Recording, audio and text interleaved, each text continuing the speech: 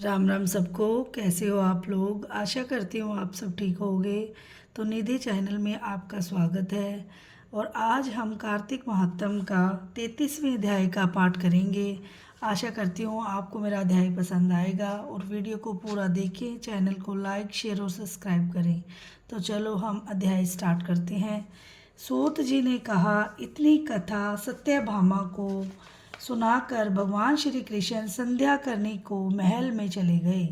यह कार्तिक मास का व्रत भगवान विष्णु को अति प्रिय है और भक्ति को प्रदान करने वाला है। रात्रि जागरण, प्रातःकाल को स्नान, तुलसी वट सिंचन, उद्यापन और दीपदान, यह 5 कर्म भगवान विष्णु को प्रसन्न करने वाले हैं, इसलिए इनका पालन अवश्य करना चाहिए।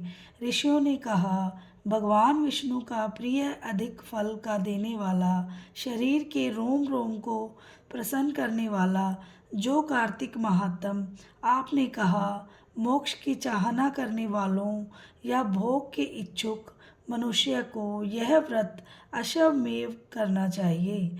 किंतु हम एक बात आपसे पूछना चाहते हैं, वह यह है कि यदि कार्तिक मास का व्रत करने वाला किसी संकट में फंस जाए, या वह जंगल में ही हो अथवा वह किसी रोग से ग्रस्त हो, फिर वह कार्तिक व्रत को किस प्रकार करे, क्योंकि यह विष्णु जी का अतिशय प्रिय तथा मुक्ति प्रदान करने वाला व्रत किसी तरह भी तोड़ना नहीं चाहिए।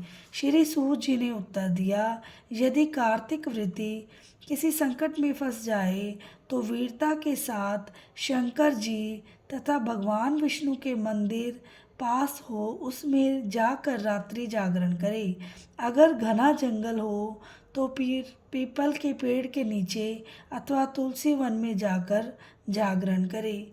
भगवान विष्णु जी की मूर्ति के सम्मुख बैठकर भगवान जी का कीर्तन करे। ऐसा करने से 1000 गौओं के दान के बराबर फल मिलता है। जो मनुष्य विष्णु जी के कीर्तन में बाजा बजाता है उसे वाजपेय यज्ञ के बराबर फल मिलता है, और जो हरि कीर्तन में नृत्य करने वाले प्राणी को समस्त तीर्थों के समान स्नान करने का फल मिलता है। किसी संकट के समय या रोगी हो जाने पर और यदि जल न मिल सके तो केवल भगवान विष्णु के नाम मात्र से ही मार्जन ही कर लें। यदि उद्यापन न कर सके तो व्रत की पूर्ति के लिए केवल ब्राह्मणों के प्रसन्न होने से विष्णु जी प्रसन्न रहते हैं।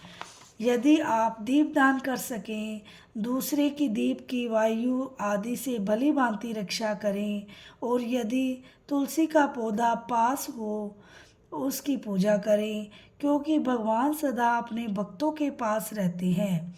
इस सब के न होने पर वृत्ति ब्राह्मण, गो, पीपल और वट वृक्ष की श्रद्धा से सेवा करे। शौनकादि ऋषियों ने कहा, आपने गो तथा ब्राह्मणों के सदृश पीपल और वट वृक्षों को बतलाया है, और सभी वृक्षों में पीपल का वृक्ष और वट वृक्ष श्रेष्ठ क्यों कहे गए हैं? श्री सूत जी ने कहा, पीपल का पेड़ साक्षात विष्णु भगवान है और पलाश का पेड़ साक्षात ब्रह्मा है। इन वृक्षों की पूजा, सेवा तथा दर्शन से सब पापों का नाश हो जाता है। ऋषियों ने कहा, हे प्रभु, हम लोगों को इसमें शंका है कि ब्रह्मा, विष्णु और शंकर वृक्ष रूप क्यों हुए हैं, और आप कृपा करके हमें बतलाइए। श्री सूत जी ने कहा, प्राचीन काल में भगवान शंकर और पार्वती जी विहार कर रहे थे। उस समय उनके विहार में विघ्न डालने के विचार से ब्राह्मण का रूप धारण करके अग्निदेव वहां पहुंच गए। विहार के आनंद का नाश हो जाने के कारण क्रोध में भरकर श्री पार्वती जी ने समस्त देवताओं को श्राप दे डाला।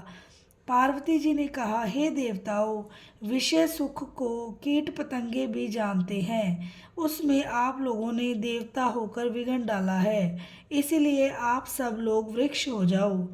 सूत जी ने कहा, इस प्रकार क्रोधित पार्वती जी के श्राप से सब देवता वृक्ष हो गए। इसी कारण भगवान विष्णु तथा शंकर जी दोनों पीपल और वट हो गए। इसी कारण भगवान विष्णु का शनिदेव के साथ योग होने के कारण केवल शनिवार को ही पीपल का स्पर्श करना चाहिए और किसी दिन नहीं। बोलो श्री विष्णु भगवान की जय हो। आशा करती हूँ आपको अध्याय पसंद आया होगा। तो चलो कीर्तन करते हैं। श्रीमन नारायण नारायण नारायण भजमन नारायण नारायण नारायण। श्रीमन नारायण नारायण नारायण। लक्ष्मी नारायण नारायण नारायण भजमन नारायण नारायण नारायण। जपमन नारायण नारायण नारायण। लक्ष्मी नारायण नारायण नारायण। और जिसको अध्याय पसंद आया हो तो कमेंट में लिखे श्रीमन नारायण नारायण नारायण। राधे राधे।